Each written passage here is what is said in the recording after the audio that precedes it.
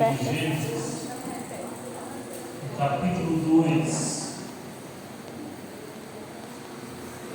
primeiro livro da Bíblia, o livro de Gênesis, capítulo 2, a partir do verso de número 15.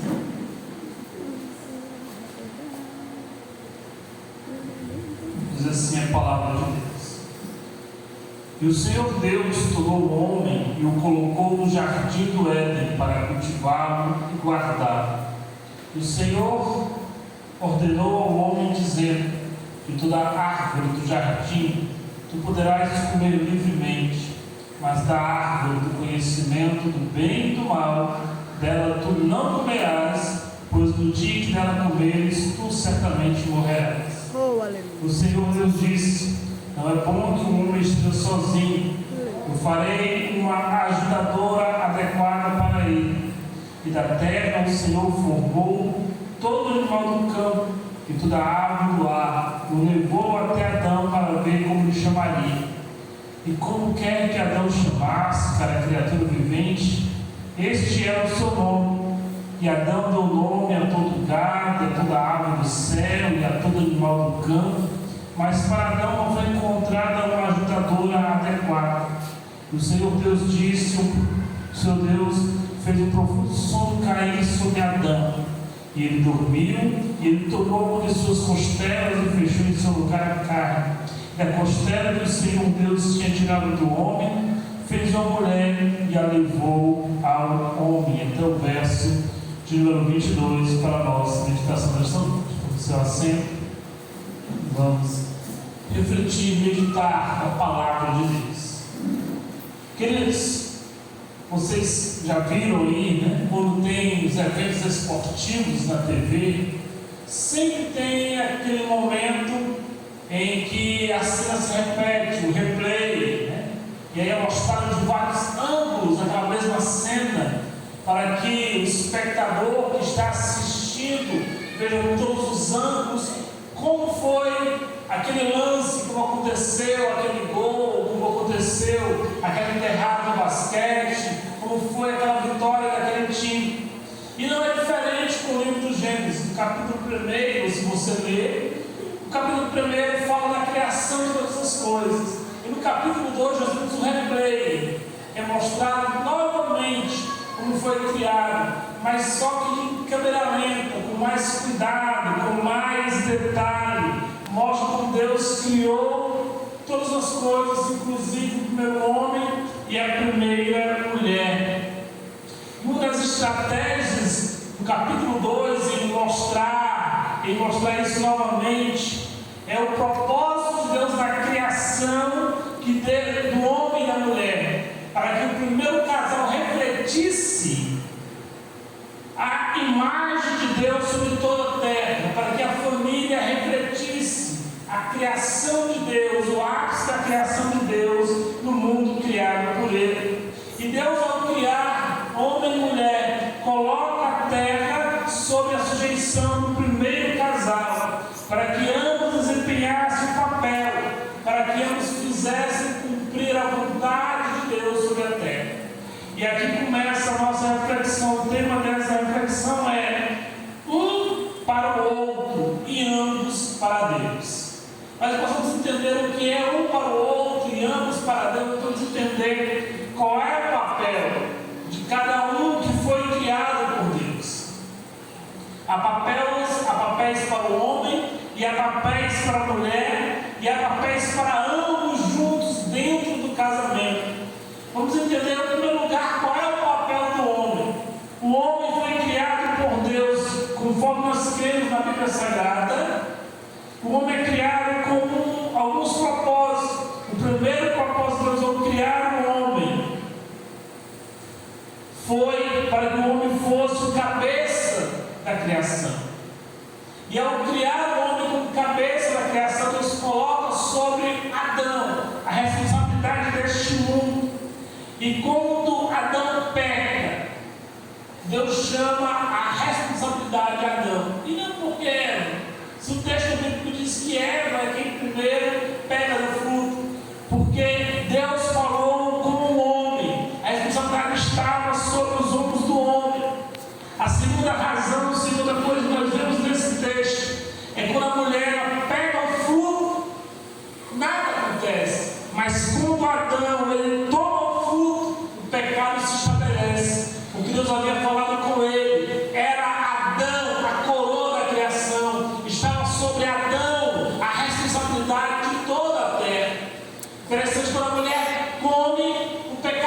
estabelece, mas quando o homem prova do fruto, o pecado estabelece. Quando Deus vai chamar a responsabilidade no capítulo 3, a partir do verso 9, Deus não chama a atenção de Eva, Deus chama a atenção de Adão.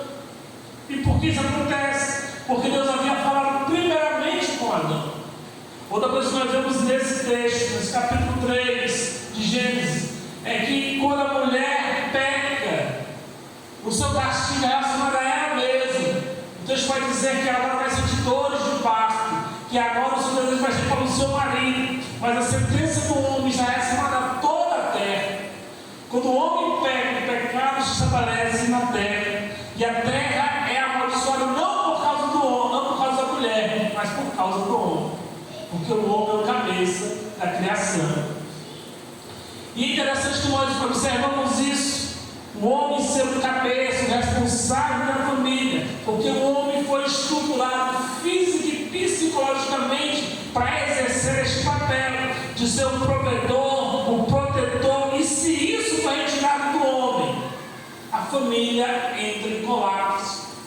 Nós temos aí a sociedade chamada cultura woke, né? A cultura aí da Simone de Beauvoir, do feminismo, e essa competição de quem é mais importante, de que a mulher não deve submeter-se ao homem, de que esse conceito paternalista é coisa do passado. Isso é antibíblico, porque Deus cria homem e mulher com papéis distintos, mas ao mesmo tempo complementares. Se você ler, prestar atenção nessa leitura que nós fizemos, Deus faz graficamente como se Deus estivesse dando uma aula para uma criança. Deus coloca cada animal na frente de Adão, e Adão vai percebendo que cada par de animal tem o seu complemento, tem o seu igual, mas ele não tinha, ele era único, ele estava sozinho, e Deus percebe que isso não era bom para o homem. Deus mostra graficamente: olha, está vendo, não é bom que você esteja só, eu vou para fazer para você alguém semelhante a você, alguém igual a você, não alguém que vai competir com você, não alguém que vai ser contra você, não alguém que vai concorrer com você, mas alguém que vai lhe complementar, alguém que vai lhe auxiliar, alguém que vai estar ao seu lado. Essa é a função quando Deus cria a mulher, para complementar, para ajudar, para ser auxiliadora, semelhante, igual ao homem, diferente sim em alguns aspectos, mas complementar em outros aspectos.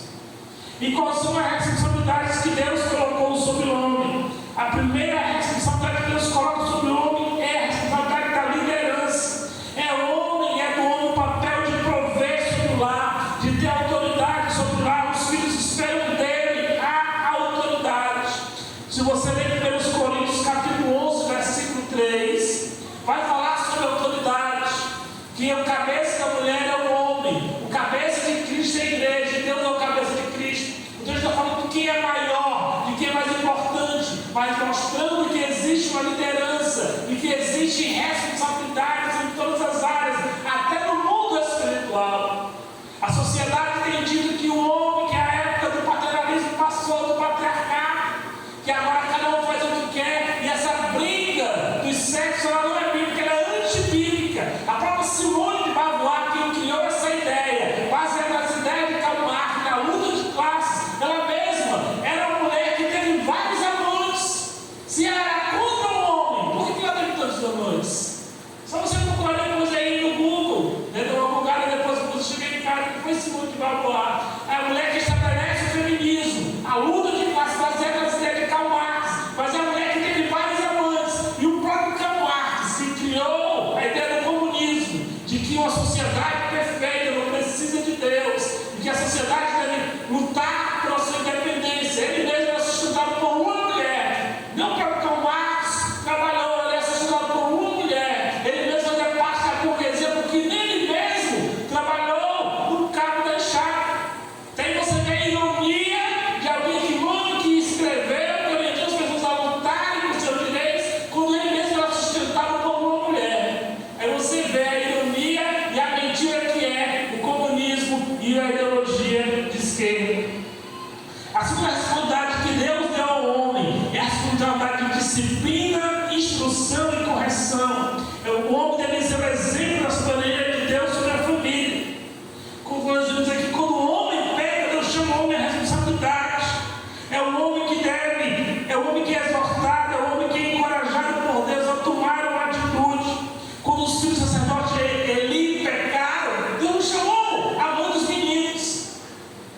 chamou foi o pai ali.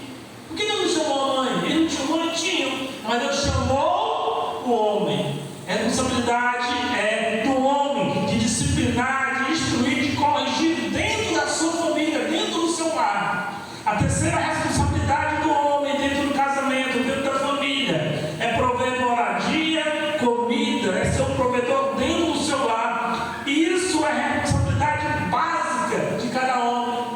Em Lucas capítulo 15, nós temos a história do filho pródigo. E quando o filho pródigo está lá, comendo a comida dos porcos, você vê que na casa do seu pai, não da sua mãe, do seu pai, havia comida. Na casa do seu pai, os empregados eram bem tratados. Quando ele volta, não é a mãe que volta chorando para abraçá-lo, é o pai que volta, é o pai que se encontra com o filho e abraça e o recebe muito bem em casa.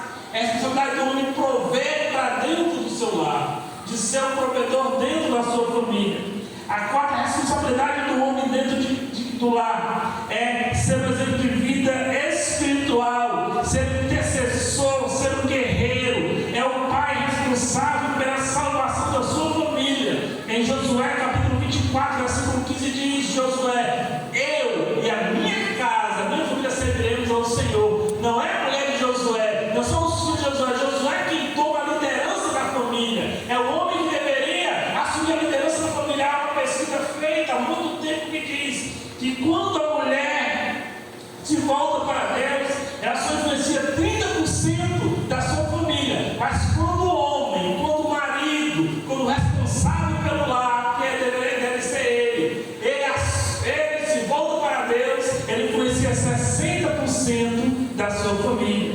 Porque o homem é uma das principais estruturas dentro do lar, dentro do casamento. O homem deve ser intercessor, guerreiro dentro da sua família. Ele deve travar as batalhas espirituais dentro da sua família. Ele deve seguir o exemplo de Cornélio. Cornélio, quando tem um encontro lá, o Senhor se revela a ele através daquele anjo, e ele manda chamar Pedro. Ele está preocupado com a salvação da sua família, da sua casa. Você, homem, deve estar preocupado com a salvação dos seus dentro do seu lar. O quinto, aqui está responsabilidade do homem dentro do lar, é ser o exemplo do coração de Deus. E como é que o homem pode ser isso? É sendo exemplo de reconciliação. Deus, ele quer que nós nos aproximemos dele. O homem deve ser um exemplo de restauração dentro do seu lar. E ele deve servir de meio de cura. Ele deve servir de exemplo de perdão. Ele deve ser aquela liga. Quando nós estamos pegando fogo em casa, deve ser o primeiro a apagar o fogo. Você tem sido o exemplo, você tem sido dentro do seu lar aquele que tem sido exemplo do coração de Deus? Será que a sua esposa, os seus filhos podem olhar para você e ver o exemplo do coração de Deus? Pois se Deus é tão bom, meu pai também é bom também. Ou será que você tem se encontrado dentro do lar? Aí fica a questão para você. Mas aí nós falamos do homem e a mulher. Quais são as responsabilidades da mulher dentro do casamento? Nós já vimos aqui a primeira responsabilidade da mulher é ser a disjuntora, a auxiliadora, a colaboradora, que vai estar não atrás, não à frente, mas ao lado do esposo. Ser a disjuntora, ser auxiliadora inclui ser apoio, ser aquela que vai exortar é chamar para o lado, é corrigir e dizer: olha, isso aí está errado, isso aí vai dar certo não. É ser também aquela que vai trazer o conforto.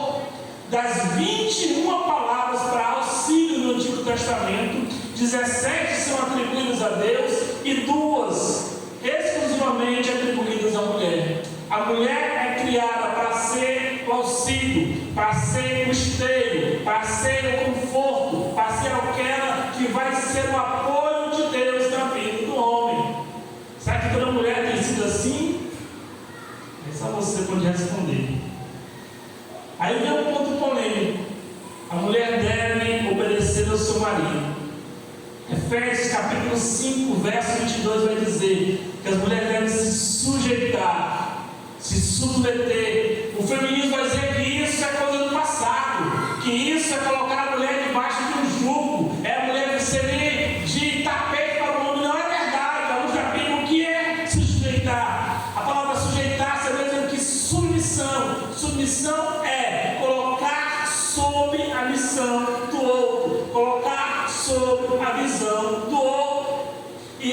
essa missão, essa submissão vai ter que ser feita em amor. O mesmo texto vai dizer que o marido deve amar a esposa, Efésios capítulo 5, no verso 26, como Cristo amou a igreja. E como Cristo amou a igreja? Aí você vai procurar a palavra no seu original, é ágape. Ágape é o amor sacrificial. É que nós chamamos de amor de Deus, o amor que coloca o interesse dos outros acima dos seus. Se nós queremos que a nossa esposa esteja sob a nossa submissão, sob a nossa visão, que ela nos auxilie, nós precisamos amá-la como Cristo amou a igreja. E aí isso nem sempre acontece. Então essa obediência não é uma obediência cega, mas obediência recíproca. Se a mulher vê no marido o apoio, o conforto, a liderança, ela vai se colocar sob a missão que Deus deu a ambos. E ambos vão crescer como pessoas e como casal. É a palavra de Deus quem manda a mulher se submeter ao marido, e a mesma palavra de Deus quem manda que o marido deve amar a esposa como Cristo amou a igreja. Se você for para a primeira carta de Pedro, você vai ler lá que os maridos devem coabitar, conviver com entendimento. Está no 1 Pedro 3,7, para que as vossas orações não sejam interrompidas. Ou seja, se você vive um relacionamento mal, o mais homem de Deus que você seja, o mais crente que você seja, o mais anos de fé que você tenha, as suas orações não são respondidas dentro de casa. E o mesmo para a mulher também. E você vai ler o contexto, o texto é recíproco. Se nós não vemos bem do nosso lar, as nossas orações não são respondidas diante de Deus. A segunda, o papel da mulher no lar é ser apoiadora do marido. Os maridos devem ser respeitados e honrados. Pedro capítulo 3, verso 1 e 2. Quando a esposa apoia o marido, ele vai se sentir mais disposto a enfrentar os desafios da vida. E ambos vão trabalhar junto na tomada de decisões. Terceira função da mulher no casamento é refletir o coração de Deus, sendo aquela que perdoa, que cura, que usa a palavra para edificar e construir o caráter. Aí nós lembramos de Provérbios. A mulher sábia, Provérbios 14, primeiro, edifica, constrói a casa. É responsabilidade da mulher também edificar, fazer do seu lar um centro de felicidade. Chamar o marido a atenção quando é necessário, porque é dever dela também ser a voz da consciência do esposo. É dever da mulher também ter um casamento, manter seu marido equilibrado, os filhos sadios. Esse é um dos principais desafios da mulher dentro do lar. Um lar sadio é um lugar de felicidade. Uma mulher sábia, ela edifica a sua casa. Livro de Provérbios, capítulo de número 23, capítulo 24, versos 3 e 4, vão dizer assim: através da sabedoria se edifica uma casa, e pelo entendimento ela é estabelecida, e pelo conhecimento se encherão as câmaras com todas as riquezas preciosas e agradáveis. Vamos encontrar nesse texto três verdades. A primeira verdade é sabedoria. O que é sabedoria? É uma inteligência dada por Deus para ver as coisas com seus olhos. A mulher, ela tem que ser inteligente. Ela tem que saber o momento certo de agir. Se ela não sabe o momento certo de agir, o momento certo de falar, ela vai jogar mais lenha dentro da fogueira. Ela vai jogar um balde de gasolina quando ela ia jogar um balde de água fria para apagar o fogo. Se ela tem um dia difícil, ela vai descontar nos filhos do marido, ela está criando problemas dentro do carro, dentro de casa. Assim como nós vemos nesse texto, a mulher precisa ser inteligente, o que ela precisa ter percepção, compreensão, entendimento, saber o momento certo de agir. E a terceira coisa que nós falamos nesse texto é conhecimento. Conhecimento é aprender, é descobrir. E aí você vai pedir isso a quem? É o Senhor. O Senhor é a fonte da sabedoria. Se você ler o livro de Provérbios, você vai ver lá no capítulo 1 e versículo 7 de Provérbios. Quem é a sabedoria? Quem dá sabedoria é Deus. A sabedoria é um dom de Deus. Então peça a mulher o momento você agir, como proceder, para que o seu lar seja um local de bênção, seja um local de aconchego. O que é o papel da mulher no casamento? Refletir a criatividade de Deus. A mulher tem talentos únicos dados por Deus e precisa colocar esses talentos únicos para edificar o seu lar. O sexto papel da mulher no casamento é ser a intercessora, é ser alguém que discerne, porque a família está vivendo a batalha espiritual. Se o homem tem que ser o guerreiro do lar, no nível espiritual, a mulher tem que ser intercessora do lar. Ela precisa exercer autoridade contra o inimigo. Ela precisa pedir a orientação do Espírito Santo, para que ela desenvolva discernimento espiritual, para saber agir com sabedoria diante das muitas ciladas de Satanás. Tem você pedido a orientação de Deus, para saber como agir, como proceder, e entender que quando aquela briga não é uma briga comum, é Satanás tentando lançar a discórdia, tentando trazer a confusão dentro do seu lar, entre você e seus filhos, entre você e seu esposo, entre vocês dois, entre aquilo que os cerca. Você precisa ter discernimento espiritual. Quando nós lemos o texto lá no capítulo 2, nós vemos que ambos foram criados inocentes. Sim, é verdade. Mas é verdade também que ambos foram criados incompletos, porque o homem vai complementar a mulher e a mulher vai complementar o homem. Cada um vai servir de complemento ao seu companheiro. O que é que o texto vai dizer? Não é bom que o homem esteja só. Como eu disse, repito, Adão foi vendo que cada animal tinha o seu par, e cada animal, cada ave tinha o seu companheiro, mas ele encontrava-se sozinho. Ele encontrava-se só. Então a mulher passa a ser um complemento. E o que isso quer dizer? O que devemos entender com isso? É que os papéis dentro do lar precisam ser preenchidos por cada um, entendendo qual é o seu papel dentro do seu lar, qual é o seu papel como homem, qual é o seu papel como mulher dentro do casamento, dentro da vida. Por que Deus te deu essas responsabilidades? E aprender a colocá-las em práticas. Entender que, acima de tudo, o campo ainda é o mundo. E Deus une casais para fazer a sua obra neste mundo. Aleluia. Se seu casamento não vai tão bem, não foi Deus que uniu, foi, mas em dado momento você não percebeu. Satanás andou se andando dentro do casamento. Outro detalhe também é quando duas pessoas elas concordam em tudo, uma delas é desnecessária.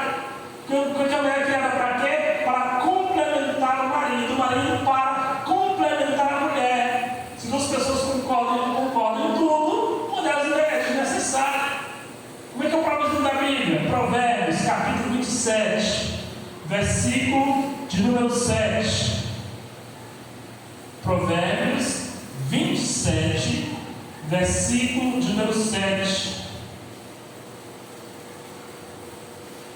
17, 27, 17. O ferro afia o ferro, assim também o homem afia o semblante do seu amigo. Não é necessário que todos concordem em tudo, precisamos concordar nas decisões que são necessárias dentro da família. Por isso que um tem, às vezes, a opinião diferente do outro, porque às vezes um está vendo o que o outro não está vendo. O que Deus está dizendo? Que um com ferro vai afiar o outro, vai molar o outro. Olha, isso aqui está errado, isso não vai dar certo não. Você mexe, não sabe nada não. Olha, eu te falei, isso que não dá errado. Ou mesmo a mulher melhor, rapaz, isso não vai dar certo não. Você mexe, não sabe nada não. Um está para complementar o outro. Se os dois concordam em tudo, alguma coisa é necessária. Alguma coisa não está bem.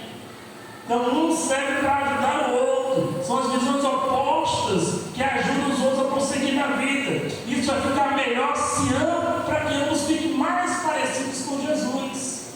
Ora, se eu fosse você, fazer isso não. E logo na sequência, quando ambos entendem os seus papéis, quando ambos entendem para que foram criados, como esse casamento deve ser vivido,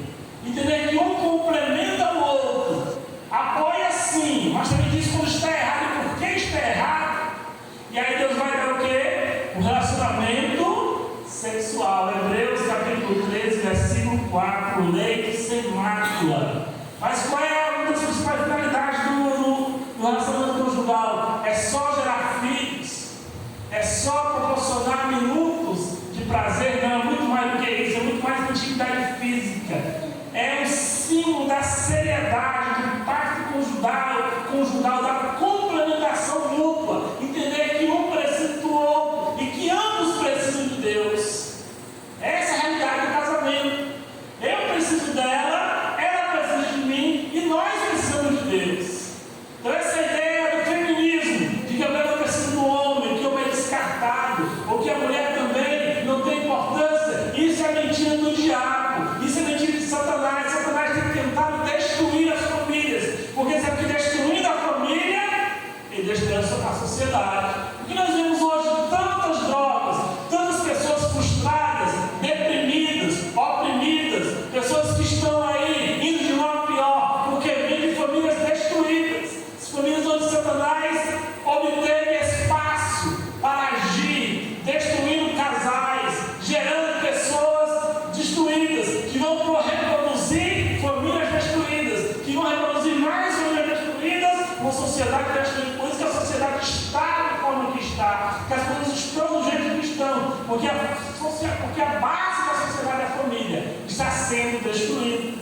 E nós, como igreja, nós conhecemos a palavra de Deus, nós que entendemos quais são os papéis do homem e da mulher dentro do casamento, à luz da palavra de Deus, temos que lutar, como vai dizer o Neemias, pelejai por vós e por vossas famílias. Temos nós pelejar pelas nossas famílias, temos nós pelejar pelo nosso casamento, temos nós pelejar por nós mesmos, para que Deus trabalhe em nós e através de nós, e que os nossos filhos, que os nossos netos, que os nossos semelhantes possam ver em nós o brilho da glória de Deus. Aí só você pode responder. Nós vamos encontrar também 5 tipos de casais. Quais são os 5 tipos de casais que nós encontramos? O primeiro tipo de casal, cristão em adaptação.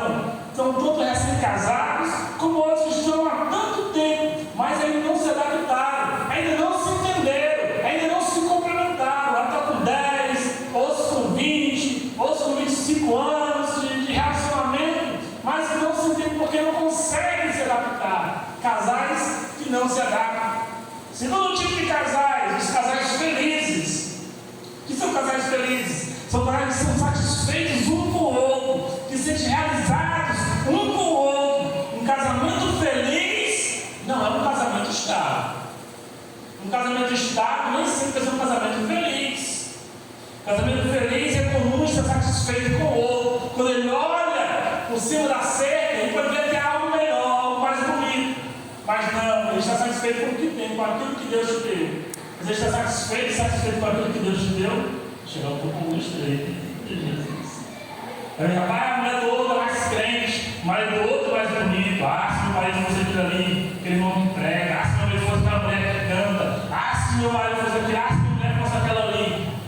Um casal feliz, um casal está satisfeito um com o outro. Você está satisfeito com o seu parceiro, com a sua parceira. Terceiro tipo de casais, os casais desiludidos. Há muitos que estão decepcionados ou desiludidos com o casamento, porque passaram da ilusão para a desilusão. São aqueles que perderam a felicidade dentro do casamento. As pessoas já estão desiludidas, porque elas se iludiram com o quê? Pensando numa vida perfeita. Essa ideia veio lá da Antiga Grécia. Na Antiga Grécia foi criada uma teoria que dizia que por que as pessoas se casam? Porque as pessoas procuram o seu par perfeito. Dentro da teologia grega, da filosofia grega, dizia que no começo, homens e mulheres tinham um só corpo e 2 cabeças, mas os deuses dividiram os homens ao meio, e aí criaram o homem e a mulher, e aí as pessoas andam procurando a sua cara metade até hoje. Tem essa expressão da ideia cara metade, e as pessoas procuram o relacionamento perfeito. O relacionamento perfeito não existe mais nem nos filmes, quanto mais na vida do dia a dia. Existem casamentos ajustados, existem casamentos adequados, existem casamentos que cada um entende o seu papel e que vão se complementando, que vão se afiando, que vão se corrigindo, que vão se aperfeiçoando com o passar do tempo.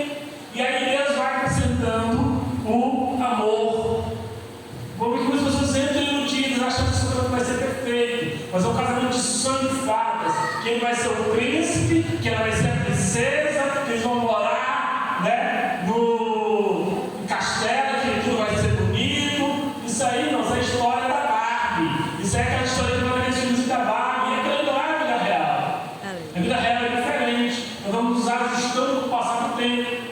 Às vezes tem as brigas, às vezes tem as discórdias, mas a gente vai se ajustando, a gente vai se complementando. Nós entendemos que você pegar as duas mãos e fazer assim, ó. As duas mãos juntas, elas se complementam. Assim o casamento deve ser isso. Duas mãos separadas, distintas, mas que se complementam. Tem as suas diferenças, mas elas se unem. Uma pode estar com o dedo doendo, a outra pode estar tudo normal. Mas quando elas se unem, elas são mais fortes. Louvado seja o nome do Senhor.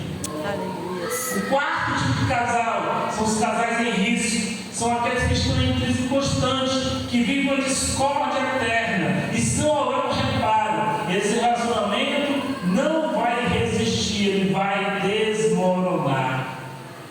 É com uma parede dessa, se você der um risco, se você vê uma rachadura, mas é besteira. Aquela rachadura ela vai se expandindo, ela vai abrindo. Nenhum casamento termina de uma hora para outra.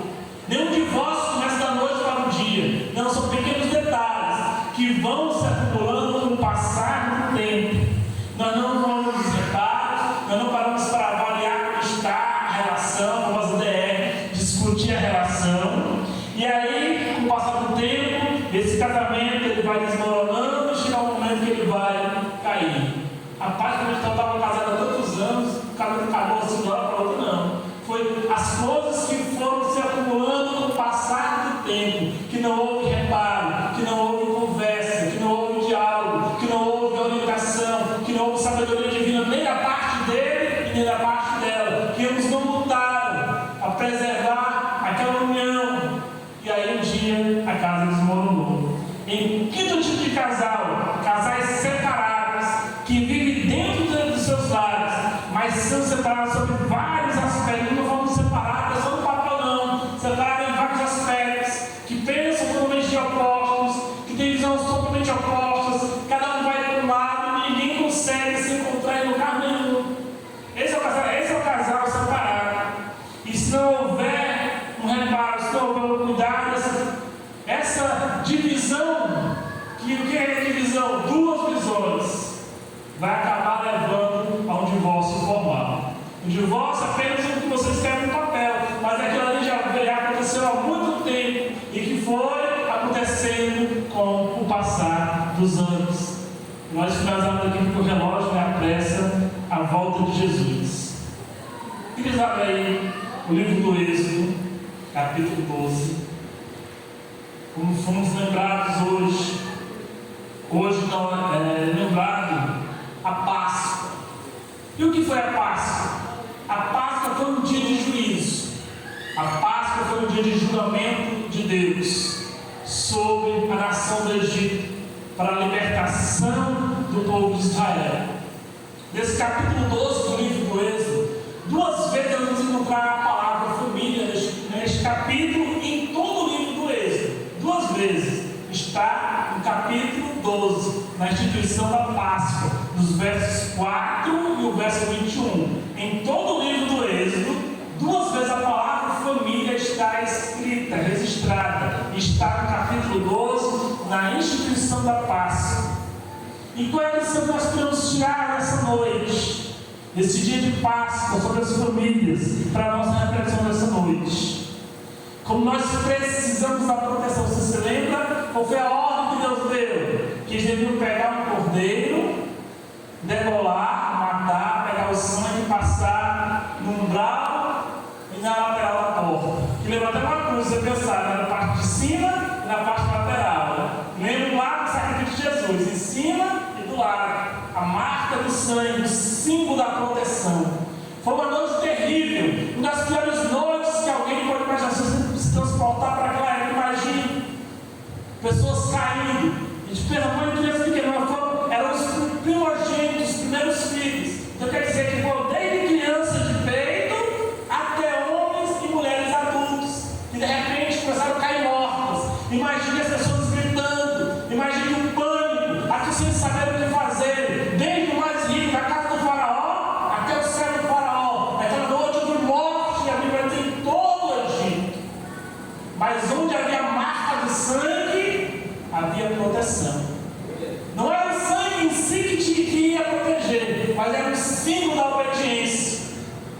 E aí, quando nós olhamos para isso, nós aplicamos isso às nossas famílias. Como nós precisamos da marca do sangue de Jesus. O sacrifício da Páscoa apontava para o sacrifício da cruz. Páscoa significa passagem.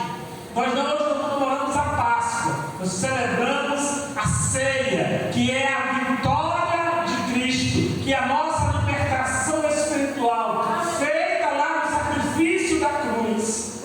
Mas como hoje nós vivemos num mundo tenebroso, como foi milênios atrás, o mundo vive uma noite tenebrosa, as pessoas estão sem saber o que fazer, mortandade toda hora, famílias sendo destruídas, as pessoas estão em pânico, estão preocupadas, mas nós temos a marca do sangue.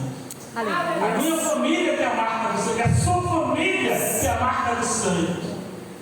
O símbolo de proteção, o símbolo de sacrifício da cruz. O mundo está aí aguardando o julgamento de Deus, mas neste texto Deus prometeu preservar as famílias. Versículo de número 13, Êxodo 12, verso 13, diz assim: e o sangue vos será um sinal sobre as vossas casas em que estiveres, e quando eu vir o sangue, passarei sobre vós, e a praga não estará sobre vós, para vos destruir, quando eu ferir a terra do Egito.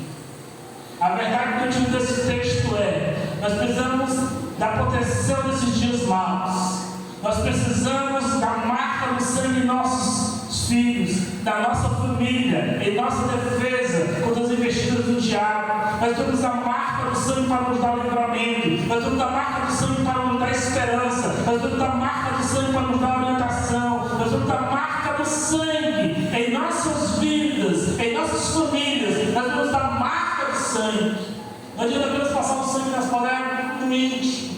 Nós temos a marca do sangue do íntimo, nós temos a marca do sangue da proteção em nossas vidas. O sangue do Cordeiro, ele foi um símbolo que apontava para o sacrifício de Jesus. Mas é a primeira carta de Pedro, verso 19: não foi por coisas corruptíveis como o prato ouro, mas foi pelo sangue imaculado de Jesus. Onde Jesus toca, ele redime. Onde o sangue de Jesus toca, ele restaura. Onde o sangue de Jesus toca, ele traz vida. Onde o sangue de Jesus toca, ele traz paz. Onde o sangue de Jesus toca, ele purifica, e purifica até as mágoas dentro do casamento. Como nós precisamos da marca do sangue de Jesus nesses últimos dias no seio das nossas famílias. É a marca do sangue de Jesus que nos faz mais que vencedores. Quando nós finalizarmos aqui, último livro da Bíblia, livro do Apocalipse, capítulo de número 12, versículo de número 11. Livro do Apocalipse, capítulo 12, versículo de número 11.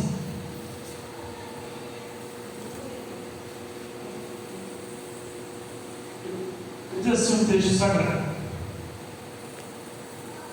e eles o venceram pelo sangue do Cordeiro, pela palavra do seu testemunho, e eles não amaram suas vidas até a morte.